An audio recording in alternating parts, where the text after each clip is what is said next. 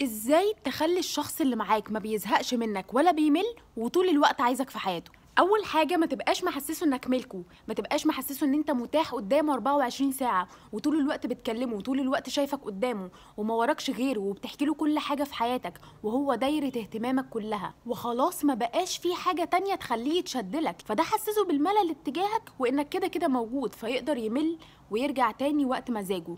لان البني ادم لو كان قدامه هدف هو خلاص وصل له، هيحس ان بقى متاح قدامه وان هو مل منه. فعشان ما تخليهوش يمل منك، خليك بالنسبه له هدف هو لسه مش قادر يوصل له بالشكل الكافي. تاني حاجه تعملها عشان الشخص ده ما يملش منك، انك ما تبقاش شخص خنيق بالنسبه له. ما تقعدش تزن او تلح على اي حاجه انت عايزها، ما تقعدش تتصل بيه 24 ساعه وتقعد تزن. خليك خفيف كده على القلب، خليه يحب ان هو يتكلم معاك، ما تكرهوش نفسه ان هو يتكلم معاك وتخليه يبعد عنك بسبب طريقتك. تالت حاجه ودي اكتر حاجه هتخليه يفضل مشدود لك مهما عدى وقت وما يملش منك خالص، ان انت تكون بتسمعه، بتسمع تفاصيل حياته وتهتم بيها، بتسمع مشاكله وتتناقش معاه فيها، بتشارك معاه اهتماماته والهوايات اللي هو بيحب يعملها في حياته وتهتم بتفاصيله كده. رابع حاجة، اديله مساحته الشخصية اللي يكون بيتنفس فيها، اديله وقت لحريته، ما تبقاش مقيده، ما تبقاش خانقه، اديله فرصة ان انت توحشه وان هو يبقى عايز يكلمك.